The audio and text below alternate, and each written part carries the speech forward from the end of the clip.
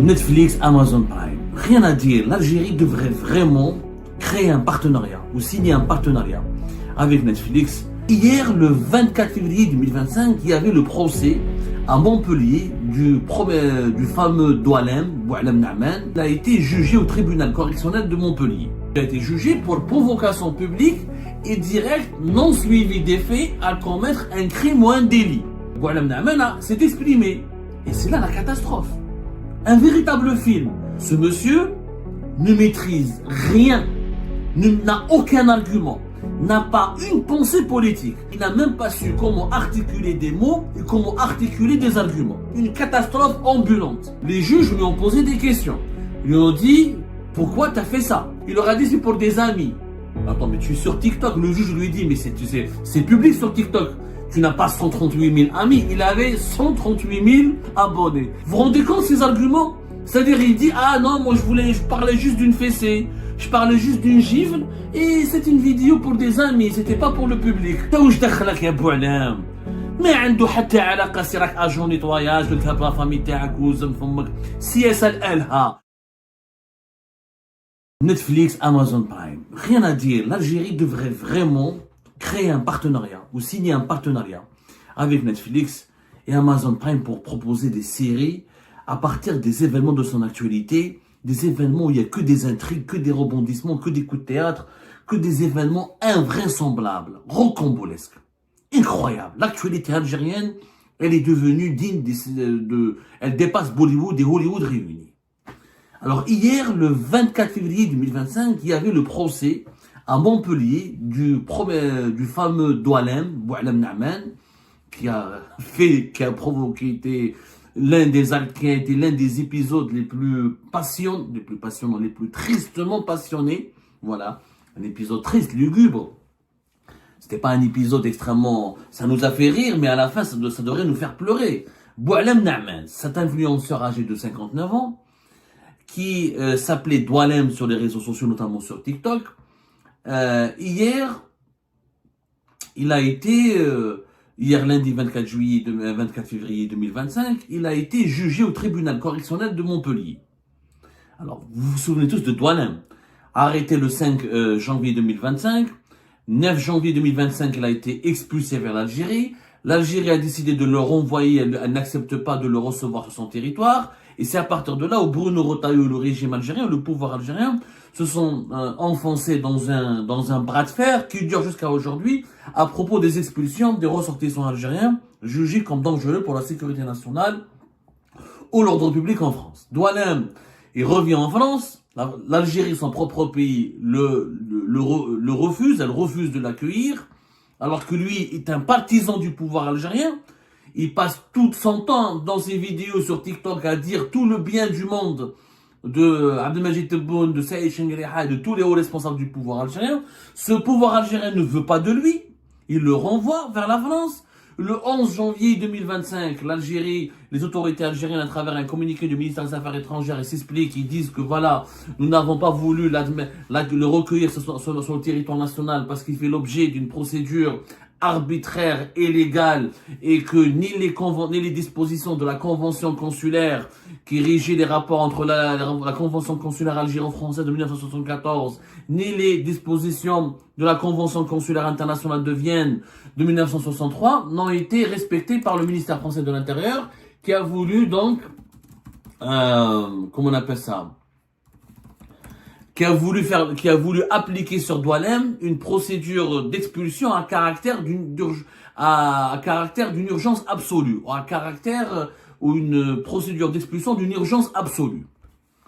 Donc il y avait une grosse polémique et on a tous parlé de l'affaire Doualem, mais on a tous oublié ce personnage. Qui était vraiment ce Doualem? Ensuite, à son retour, suite à sa deuxième expulsion, parce que Doualem, finalement, il a été expulsé à 2 reprises. Expulsé une première fois par la France, ensuite réexpulsé une deuxième fois par son pays natal, l'Algérie, et ensuite il a été placé dans un centre de rétention administrative dans la région Île-de-France, Il a été libéré finalement le 6 février 2025, puisque la justice française, elle a désavoué plus tard le ministre français de l'Intérieur, Bruno Retailleau, elle a estimé que que le ministère français de l'Intérieur n'a pas respecté le droit français en termes de processus d'expulsion d'un ressortissant étranger. Il a été ensuite indemnisé et on lui a remis une autorisation provisoire pour séjourner sur le territoire français, puisque la préfecture de la région de Montpellier, où habitait, où vivait, où résidait M. Boualem Namen, lui a retiré son titre de séjour. Tchèque-Chouka, un véritable feuilleton. C'est un cas inédit. Boualem Namen, 59 ans, cet Algérien, a défrayé la chronique, à la fois médiatique, politique et judiciaire, parce qu'il a créé un cas inédit. C'est la première fois qu'un ressortissant algérien qui avait ses papiers en France, une carte de 10 ans, on lui retire ses papiers, on lui retire sa carte de résidence une première fois, on l'expulse vers l'Algérie parce qu'il a appelé à tuer, à violenter des opposants algériens et parce qu'il avait alimenté une campagne, une propagande favorable au pouvoir algérien, mais il avait alimenté avec de la violence, de l'agressivité et de la haine. Le pouvoir algérien ne veut pas de lui, alors qu'il s'agit de l'un de ses partisans. Il revient en France, il va pas en prison, il perd ses papiers. Ensuite, la justice française désavoue le ministère intérieur français et lui rend une autorisation de séjour qui ne vaut pas encore,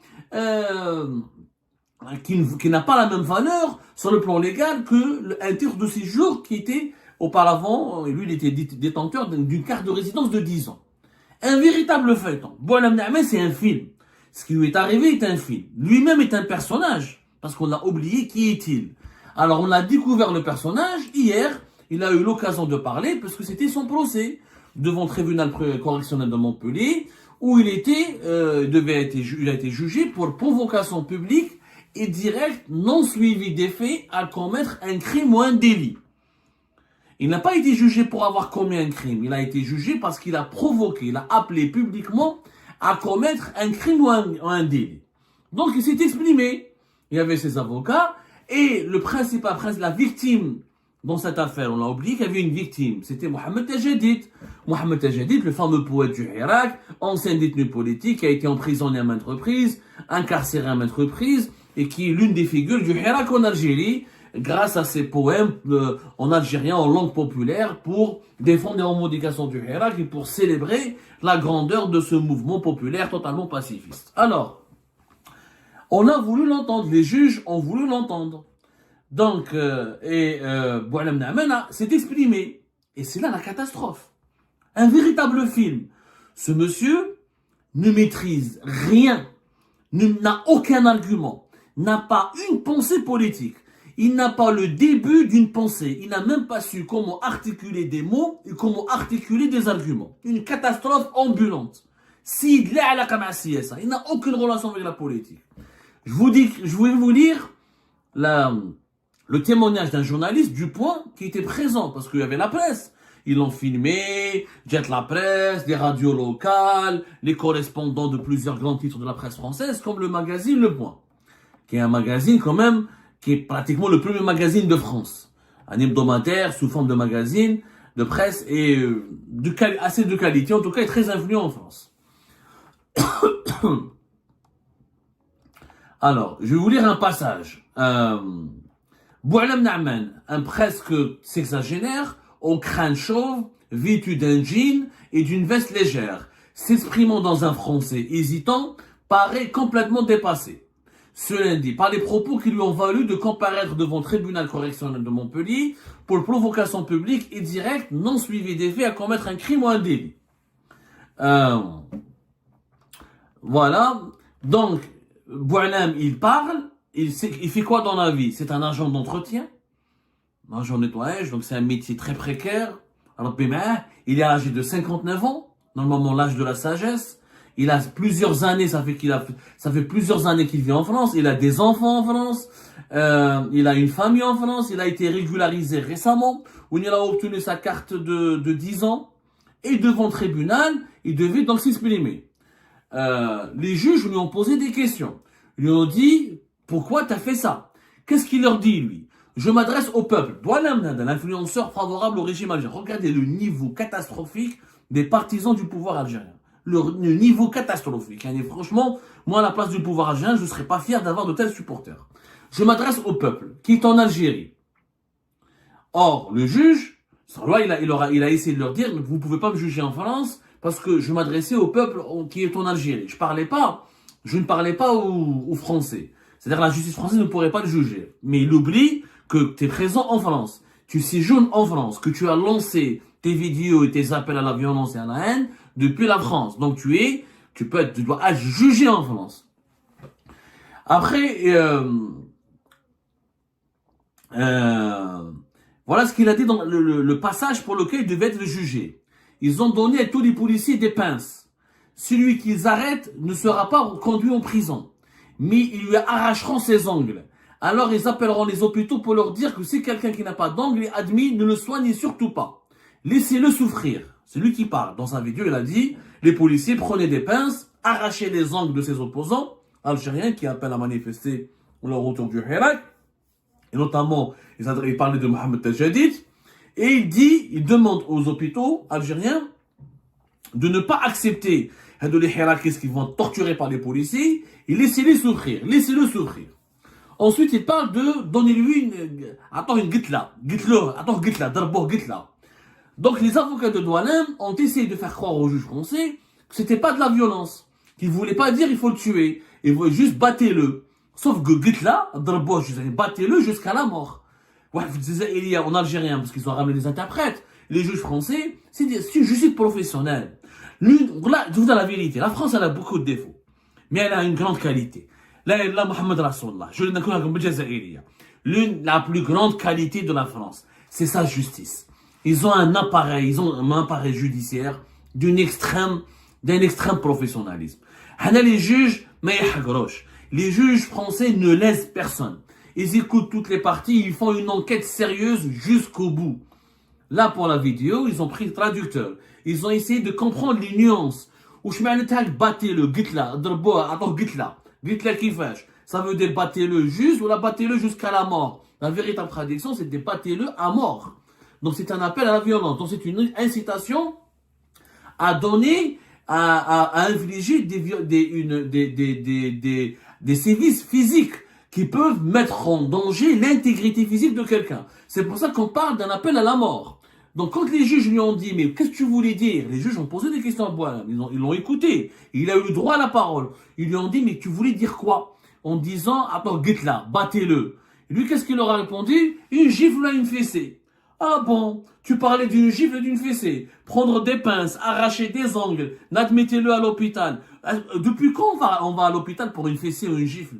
Donc, un influenceur favorable au régime algérien, ou au pouvoir algérien, a voulu faire croire aux juges français, Douanem a voulu faire croire aux juges français qu'il voulait juste qu'on donne à Mohamed Tajadid et aux partisans du Hirak une gifle à une fessée.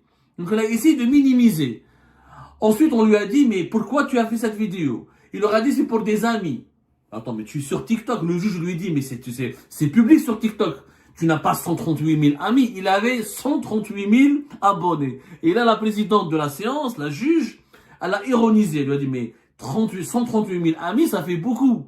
Vous vous rendez compte de ces arguments? C'est-à-dire, il dit, ah non, moi je parlais juste d'une fessée. Je parlais juste d'une gifle. Et c'est une vidéo pour des amis. C'était pas pour le public. Comment ça, tu l'as diffusé sur TikTok? 138 000 abonnés, c'est pas des amis. C'est une catastrophe absolue. Ensuite, on lui a posé des questions sur Mohamed Tajadid. Les juges lui ont dit à Douanem, pourquoi tu as fait une vidéo sur Mohamed Tajadid ou contre Mohamed Tajadid, qui est un poète âgé de 31 ans, un jeune. Qu'est-ce qu'il leur a dit? Il leur a dit, moi j'aime pas les islamistes intégristes, ils appellent à la violence, moi je suis pour la paix. Mais quelle est la relation entre Mohamed Tajadid et les islamistes intégristes? Les juges lui ont dit, mais Mohamed Tajadid, c'est pas un islamiste intégriste, c'est un poète, un partisan du Hirak. C'était quoi la réponse? C'était quoi la réponse de Douanem? Il pensait, Douanem, que Ali Belhaj était l'oncle de Mohamed Tajadid.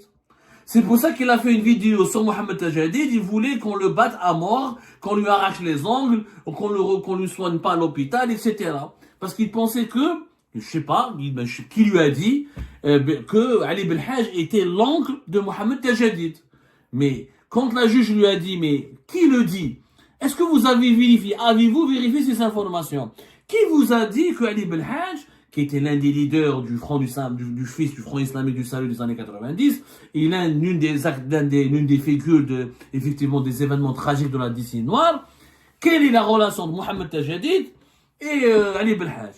Et qu'est-ce qu'il répond, monsieur Doualem, le fameux influenceur qui était suivi, qui avait de l'influence et qui participait à des rassemblements en faveur du pouvoir algérien à Montpellier? Qu'est-ce qu'il leur a dit?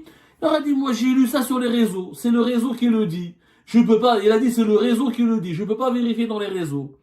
C'est-à-dire que, si demain on lui a dit que Mohamed Tajadid était le fils de Mohamed VI, le roi du Maroc, il aurait cru. Si on lui dit sur les réseaux que Abdou Samar, c'est le fils de Netanyahou, il va le croire. Il va faire une vidéo contre moi parce que il a lu que j'étais le fils de Netanyahou. Ils sont même pas capables de vérifier les informations. Il n'y a aucune relation entre Mohamed Tajadid et Ali Belhaj.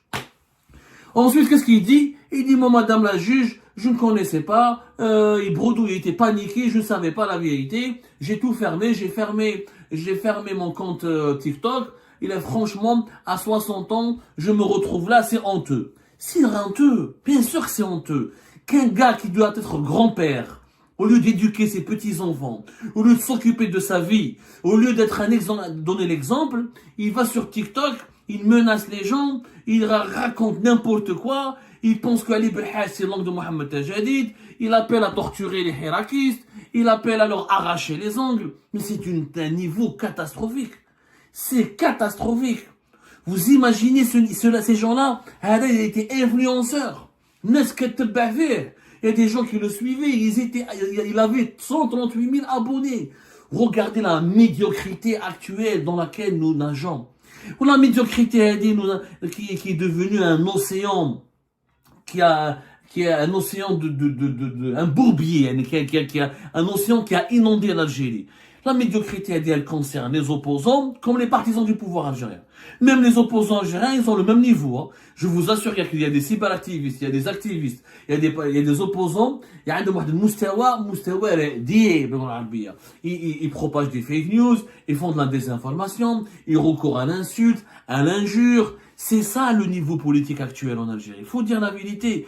Parce qu'on a fermé les médias indépendants et les médias crédibles. Parce qu'on a condamné et persécuté les journalistes indépendants et crédibles. Parce qu'on a mis en prison, on a interdit à la parole à des personnalités politiques crédibles, comme Mustafa Bouchachi, qui m'a Karim Tabou, qui m'a Fethi Gras, qui m'a Ali Rdili, qui est en prison, qui m'a Mohsen Ben Abbas. Les gens sérieux qui pouvaient faire de la politique, qui élevaient le niveau, qui n'insultaient pas, qui ne faisaient pas des invectives, qui diffamaient pas, qui ne violaient pas la vie privée, qui n'appelaient pas à la violence et à la haine, ont été tous emprisonnés, persécutés, placés sous contrôle judiciaire ou forcés de s'exiler. Il restait qui? Eh ben, il reste les clowns, des gens qui n'ont aucun niveau intellectuel, qui ne sont pas outillés. Avec tout le respect que j'ai pour lui, je pense que Doualem regrette au fond de lui. Je pense qu'il regrette au fond de lui ce qu'il a fait. Je pense qu'il a compris qu'il jouait un jeu et qu'il a été dépassé par ce jeu et qu'il se prenait pas au sérieux et il pensait pas qu'il allait se retrouver là. Regardez, parce que là, il est au cœur d'une histoire qui le dépasse de loin. Il est au cœur d'un feuilleton politico-judiciaire. Expulsé de France, réexpulsé d'Algérie, centre de rétention administrative, sans papier. Il a bousillé sa vie parce qu'il a été idiot, il a été con ce gars. C'est pas un méchant. Je suis sûr que pour moi, Doualem Naaman, il était plus con que méchant. Je pense pas que c'est quelqu'un de méchant, etc. Même s'il a eu des affaires en France de trafic de drogue qui lui ont valu plusieurs séjours en prison, je pense pas qu'il soit méchant. Mais c'est que aujourd'hui en Algérie, n'est pas politicien qui veut, n'est pas influenceur qui veut, n'est pas journaliste qui veut. Il suffit pas d'avoir un compte sur TikTok ou sur Facebook et faire le rigolo, et faire le clown et raconter des blagues et reprendre des fake news et on a des milliers d'abonnés. Ces avocats, bien sûr, ils ont relevé qu'il n'y avait pas de propos antisémites, qu'il n'y avait pas d'appel au meurtre, qu'il n'appelait pas à la mort, qu'il n'était pas un partisan de la violence, c'est quelqu'un qui travaille, qui a un agent de nettoyage, il a un fils en situation de handicap, et il a 2 enfants, son fils est handicapé, au lieu de s'occuper de son fils, il lance un appel à la violence, et il fait des rassemblements, parce qu'attention, les juges auraient pu aussi lui parler de sa participation à des rassemblements favorables au pouvoir algérien, où il insulte les Marocains, il insulte les opposants. T'as où je دخلك يا بوعلام؟ ما عنده حتى علاقه، سي راك اجون نيتواياج قلت لها بلافامي تاعك وزم فمك. السياسه لالها، الصحافه لالها. Le journalisme, il a ça. Il faut des formations pour devenir de journaliste. Le politicien, il faut une expérience, il faut un parcours, il faut des expériences, il faut un niveau d'instruction pour faire de la politique. Alors, ces avocats, ils ont dit que Boualem, Ami Boualem Hada, ou la Boualem Naaman est victime d'une addiction aux réseaux sociaux. Il est devenu addict aux réseaux sociaux, il faisait des vidéos comme ça, et il s'est pris au jeu, il s'est oublié, il n'a pas fait la différence entre des discussions privées et des discussions sur les réseaux sociaux, il a sombré dans la paranoïa générale. Je vous l'ai dit, Boualem Naaman est aussi victime. Il est victime de quoi? De la propagande médiatique qui nous bombarde, qui intoxique les Algériennes et les Algériens depuis 2020. De 2020 à 2024, on a donné les éléments de langage de Boualem Naaman. Ce sont les mêmes éléments de langage des médias étatiques, des médias publics, des médias semi-privés, des médias propagandistes en Algérie, qui diabolisent les opposants, qui propagent les théories du complot, la haine du Maroc, la haine du hirakiste, la haine de l'opposant à l'étranger, la haine de tout ce qui vient de France, la haine de tout ce qui vient de l'étranger, les méfiances, le complotisme, les fake news. On a conditionné, comme il était addict aux réseaux sociaux, Boualem Naaman, il a été formaté par la propagande algérienne. Il a pensé qu'il pouvait servir son pays, aimer son pays, protéger son pays, en devenant un acteur de cette propagande. Je vous remercie comme d'habitude pour avoir suivi cette vidéo jusqu'à la fin. N'oubliez pas de nous laisser vos commentaires, vos réactions et vos likes sur cette vidéo et de vous abonner à la chaîne si vous n'êtes pas encore abonné. Eh ben, je vous remercie aussi pour votre soutien à notre chaîne, ça fait vraiment plaisir. Nous avons bien dépassé la barre des 25 000 abonnés très récemment et nous démarrons l'année 2025 avec de nouveaux objectifs et nous espérons bien être toujours à la hauteur de vos expectations. C'est très important pour nous, donc nous lisons vos commentaires et les discussions très animées et très intéressantes dans la section des commentaires. Donc c'est un petit peu aussi le but de nos vidéos et de ces capsules, c'est de pouvoir discuter entre nous et de se partager les différents points de vue. Donc voilà, merci encore une fois pour votre soutien et à la prochaine dans une nouvelle vidéo. Au revoir.